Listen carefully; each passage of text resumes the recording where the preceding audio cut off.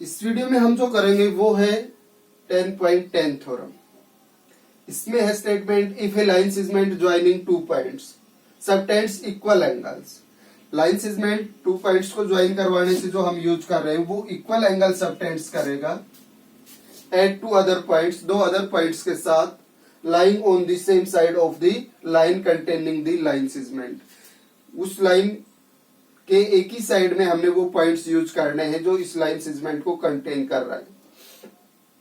4 points lie on a circle, तो ऐसा करने से जो 4 पॉइंट्स बने हैं, एक तो लाइन सेगमेंट वाले हो गए 2 और 2 अदर पॉइंट्स जो उसके एक ही साइड में लिए थे वो चारों points lying on a circle, circle पे लाई करेंगे। ये चीज हमने प्रूव करके दिखानी है। चारों पॉइंट्स एक ही सर्कल पे लाई करेंगे, उसी चीज को क्या बोल सकते हैं, आइदर दे आर कॉन्साइक्लिक।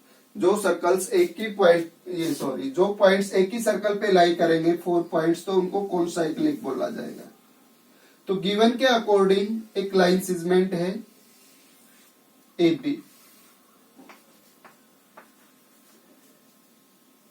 और इसके एक ही साइड में 2 पॉइंट्स हैं C और D। तो मान लिया कि अपने पास चारों एक ही पॉइंट पे लाई नहीं, एक ही सर्कल पे नहीं लाई कर रहे हैं, लेकिन 3 पॉइंट से तो एक यूनिक सर्कल पास होता है। इट्स मींस अगर हम कोई सर्कल ड्रॉ करेंगे तो उस पे 3 पॉइंट से शो हो सकते हैं। तो मान लिया कि जो सर्कल है वो इन 3 पॉइंट्स को कंटेन कर रहा है, A, B और C को, और D इसके अंदर कंटेन नहीं हो रहा है। इस मींस D या तो इससे बाहर होगा या इसके अंदर होगा। तो एक बार हम D को इससे बाहर दिखा लेते हैं और एक बार इसके अंदर दिखा लेते हैं। यानी इस पॉइंट की 3 ही कंडीशन बनती है, क्योंकि सर्कल प्लेन को 3 पार्ट्स में डिवाइड करता है। 3 पार्ट्स कौन कौन से थे, एक इंटीरियर पार्ट, एक एक्सटीरियर पार्ट और एक ऑन द लाइन। तो अगर डी पॉइंट की पोजीशन हम डिसाइड करें तो उन 3 पार्ट्स के अकॉर्डिंग या तो इंटीरियर में या एक्सटीरियर में या on the line. On the line है तो प्रूव क्या करना हमें, तो या तो हमने कंडीशंस कौन सी यूज करनी, या तो एक्सटीरियर में या इंटीरियर में। एक्सटीरियर में लाई करेगा तो भी हम उसको सर्कल पे दिखाएंगे और इंटीरियर में लाई करेगा तो भी उसको सर्कल पे दिखाएंगे। 2 केस बना लेते हैं इसका। फर्स्ट केस, ये सेकंड केस। सेकंड केस में बाहर दिखा रखा है, फर्स्ट में अंदर दिखा देंगे। A, B, C 3 पॉइंट्स तो सर्कल पे लाई करेंगे ही, यूनिक सर्कल पास होगा 3 से। और अब की बार D को कहां दिखा दिया, अंदर। तो गिवन क्या है, circle COR and A line segment AB, या केवल एंगल्स को इक्वल ले ले हम कि एंगल, ये जो लाइन सेगमेंट है इसने जो एंगल्स बनाए, जो इसके एक ही साइड में लिए थे हमने, लाइन सेगमेंट AB के दोनों ऊपर की साइड में ले रखे पॉइंट्स, उनके साथ ये लाइन सेगमेंट इक्वल एंगल्स बना रहा है। ये कंडीशन थी गिवन में। तो गिवन में था एंगल ACB इक्वल था एंगल ADB के। ये क्वेश्चन ने कहा था कि एंगल्स क्या होंगे, इक्वल, उस लाइन सेगमेंट के एक ही साइड में पॉइंट्स लेंगे तब। तो दोनों ही कंडीशंस में ये गिवन है कि ACB एंगल ADB के इक्वल है। हमें क्या प्रूव करना है,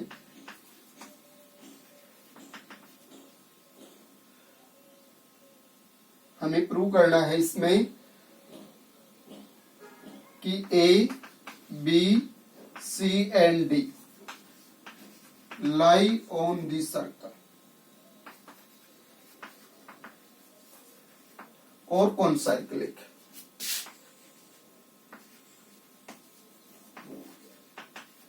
ABCD क्या है, कॉन्साइक्लिक पॉइंट्स हैं। Proof,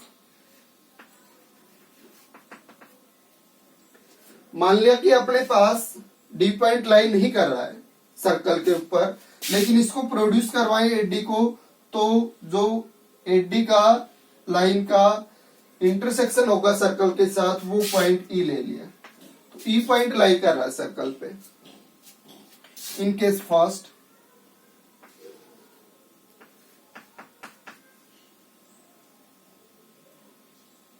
point E lie on the circle when AD produced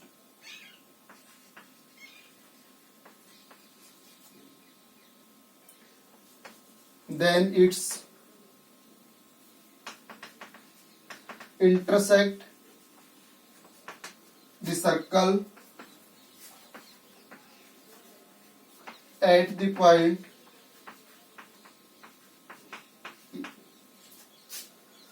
therefore E lie on the circle.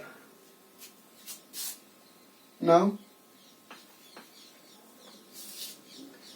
Given के अकॉर्डिंग ए सी बी जो एंगल था वो इक्वल था ए डी बी के, इसको इक्वेशन 1। अब सेम सिगमेंट एंगल्स को यूज करेंगे। A C B angle same segments के अकॉर्डिंग किसके इक्वल होना चाहिए? ए ई बी के, ए ई बी के। इससे पहले वाली थ्योरम में हमने सेम सिगमेंट एंगल्स को क्या दिखाया था? इक्वल। तो ये दोनों ही एंगल एक ही सिगमेंट में बन रहे हैं, मेजर आर्क पे बने हैं दोनों, माइनर आर्क ए बी से, और माइनर आर्क ए बी ने मेजर आर्क पे सी पॉइंट पे ये एंगल बनाया और ई पॉइंट पे ये बनाया। तो दोनों एक ही आर्क से बनेंगे तो सेम सिगमेंट एंगल्स होने के कारण क्या हो जाएंगे? इक्वल। Same segment angles. इससे पहले वाली थ्योरम में हमने इन दोनों को क्या प्रूव कर दिया था? सेम सिगमेंट एंगल्स को इक्वल। और इसको नाम दे दिया हमने इक्वेशन 2। दोनों इक्वेशंस को कंपेयर करवाते हैं तो ये दोनों की जो अपने पास लेफ्ट साइड से वो इक्वल है, इसलिए इनके राइट पार्ट्स भी क्या हो जाएंगे? इक्वल। तो from equation first and second we get, हम इनकी राइट पार्ट्स भी इक्वल लिख सकते हैं अगर इनकी लेफ्ट पार्ट्स इक्वल है। ए बी डी इक्वल आ जाएगा ए ई बी के, यानी ये एंगल और ये एंगल दोनों क्या हो गए? इक्वल। क्या ऐसा पॉसिबल है कि ये दोनों एंगल्स क्या हो जाए? इक्वल। ये जो एंगल है डी वाला, ये एक्सटीरियर एंगल बन रहा है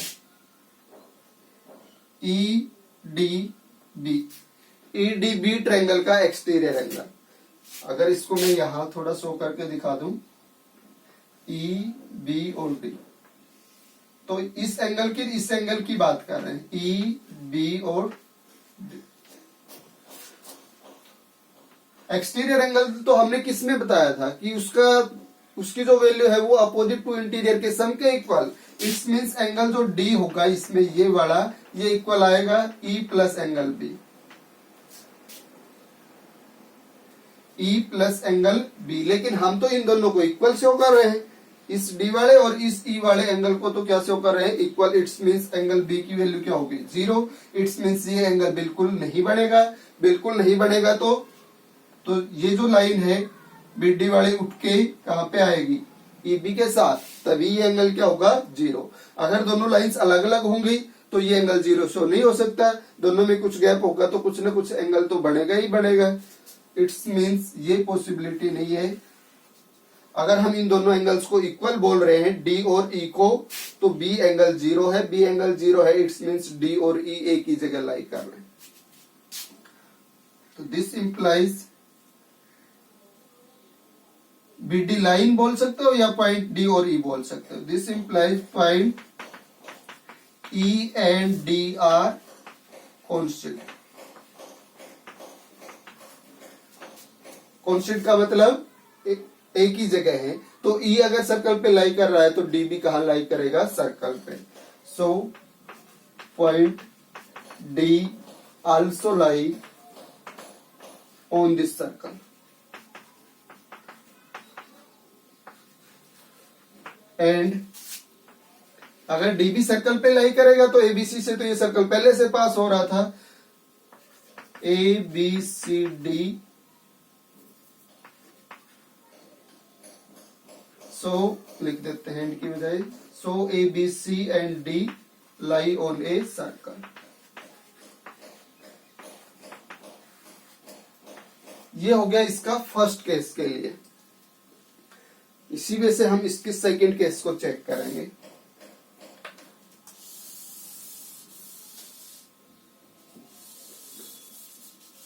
अगर अपने पास फर्स्ट केस नहीं बना तो सेकंड केस बनेगा, और थर्ड केस बनाते तो थर्ड में तो ओनली हमने डी को इसकी बाउंड्री पे ही दिखाना होता, और बाउंड्री पे दिखाना होता तो ऑलरेडी ये चारों एक सर्कल पे लाई कर देते।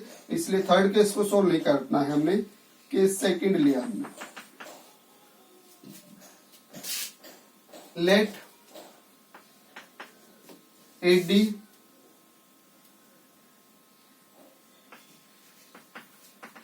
intersect the circle at point E dash। तो ज्वाइन करवा लो E को E डैश B, और अब वही कंडीशंस, गिवन एंगल्स इक्वल नहीं, ACB इसके इक्वल ADB के, और सेम सीजमेंट एंगल्स इक्वल नहीं, ACB सेम सीजमेंट AB से और कौन सा बन जाएगा, AE dash B, AE dash B। इसको इक्वेशन फर्स्ट और इसको equation second. Reasons, same segment angles,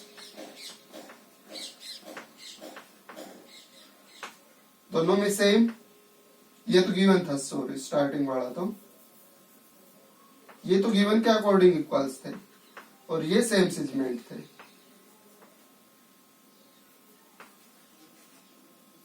same segment angles.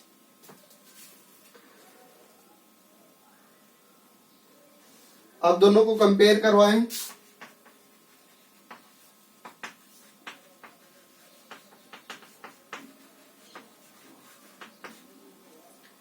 दोनों की लेफ्ट साइड इक्वल है, तो राइट भी क्या हो जाएंगे, इक्वल। ADB इक्वल आ जाएगा AE डैश B के, और फिर उसी कंडीशंस के अकॉर्डिंग E डैश वाला एंगल इस एंगल में एक्सटीरियर एंगल बनेगा, और इसकी वैल्यू इसके और इसके सम के इक्वल होनी चाहिए। लेकिन हम तो यहाँ दोनों को क्या दिखा रहे हैं, इसको और इसको इक्वल। इट्स मीन्स ये एंगल क्या हो गया, 0। तो ये एंगल 0 कब होगा, जब D और E डैश दोनों एक ही जगह होंगे।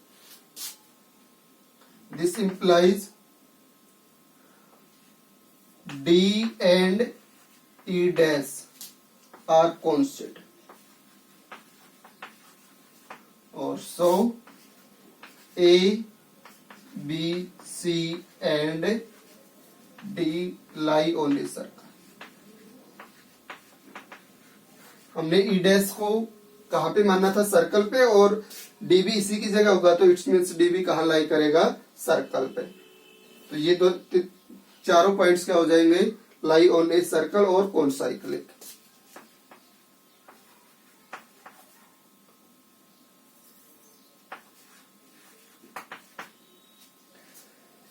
तो इनको हमने कॉन्साइक्लिक प्रूव कर दिया है। तो ये चीज ध्यान रखें, जब अपने पास same segment angles equal prove हो जाए, तो वो चारों पॉइंट्स कहां पे लाई करेंगे, एक सर्कल के ऊपर। और अगर पॉइंट सर्कल पे लाई करें तो सेम सीजमेंट एंगल्स इक्वल हो सकते हैं।